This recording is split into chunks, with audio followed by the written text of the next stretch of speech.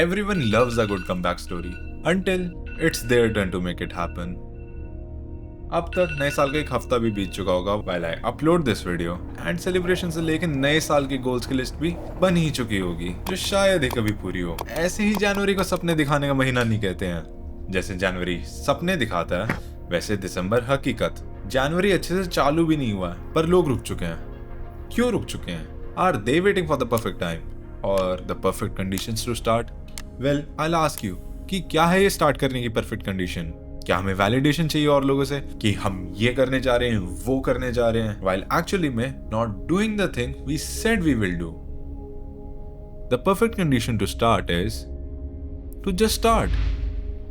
As simple as it sounds, उतना ही complex बना देते हैं खुद के लिए एंड इसकी वजह से औरों को भी लगता है कि पता नहीं कौन सा पहाड़ तोड़ रहा। हमारे गोल्स असली में कुछ मुश्किल नहीं है। I mean it sure feels the world may crash upon you and सब and you may question कि तेरे को क्या ही पता है and the truth is मेरे को क्या ही पता है। But just look at it yourself. You know exactly what you need to do, but you're running away from it. Well, we all are running in some sort of way. Yeah. These cold and gloomy days will fade into the warmth and freshness of the spring. But अभी उसमें time है and हमारे पास time है to still pick our things up while we can from the things we promised to ourselves at the start of the year. It's never too late.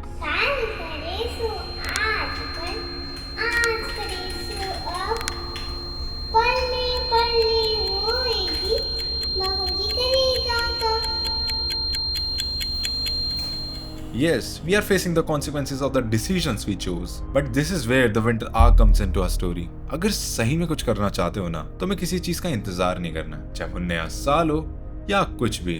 Get back up. In this dark, in this cold. It's the perfect time. It is the reminder you were looking for. Because the only work that matters is the work that no one sees. It shows who you really are, rather than who you say you are. And साथ में have acceptance and humility of some things before you go on full motivated and pumped. Thank you यारा, मैं चला अपने काम थे. These videos are also like self-reflection to me. एक बात और दिल में रख लेना. It's going to be hard and you are going to fail. And fail. But don't beat yourself for achieving failure. As it's the only way to tell us that we're actually trying. And gym की तो कहावत ही यही है कि बिना failure achieve करे progress कैसे करोगे. इसीलिए try again, fail again, fail better, learn better, and एक दिन में progress नहीं मिलेगी.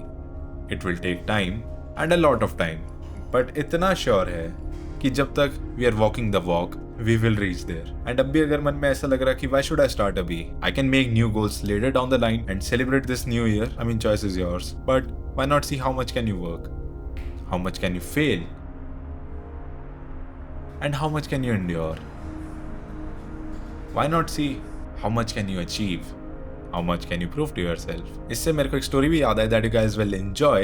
ये मेरी खुद की स्टोरी है. I was in 8th and मैं स्टार्टिंग से स्विमिंग काफी बढ़िया करता आया हूँ. I thought I was the fastest because जहाँ पे मैं करता था I was the fastest until I joined my boarding school. उधर अक्टूबर में 2 दिनों का स्विमिंग कंपटीशन होता था. बहुत शानदार. एंड उसमें पार्टिसिपेट करने के लिए हाउस ट्रायल्स होते थे. एंड तुम्हें एक मस्त बात बताऊं, I couldn't even clear the trials. Like fastest 2 couldn't even clear trials. Okay, reality check मिल गया कि yes, there are a lot of people that are better than me and way faster than me. And इसको ध्यान में रखते हुए I practiced basically for the whole year. And अगले साल तक I was matching my speed to the fastest of the category I would compete in. मतलब मेरी एज ग्रुप का fastest swimmer. That was my clearance from the house कि you will compete up. And इसकी वजह से मेरे को seniors भी रिकॉग्नाइज करने लग गए, which was a pretty good thing. कुछ टाइम बाद the day arrived for the race. तो एक फॉर्मेट था रेस का कि पहले दिन इट विल बी हीट्स और क्वालिफायर्स एंड पहले 4-6 बच्चों का जिसका भी टाइम सबसे कम आएगा to finish the length of the pool will qualify for the finals, जो कि अगले दिन होना था. उस दिन क्वालिफायर में पता नहीं क्या हुआ, नर्वसनेस थी परफॉर्म करने की या क्या. I came third in my heats and the fastest remain the fastest by coming first in his own qualifier race. And उसके साथ मेरे मन में ये भी था कि I can't even qualify क्योंकि सब कुछ टाइम बेस्ड था, बट लेजिट भगवान की दुआ थी कि एक और मौका मिल गया। I was one of the last to qualify उन 4-6 बच्चों में से। अगले दिन it was my finals and it pained me for the entirety of the day and night, इतना कि it was enough to silence every bit of sound on the second day of all the hooting, shouting and cheering from the arena. The time slowed down for me and my senses became sharp for that instant. I was standing on the platform just waiting for my cue to begin, the whistle. And as soon as the race began, I just raced like my life was depending on it.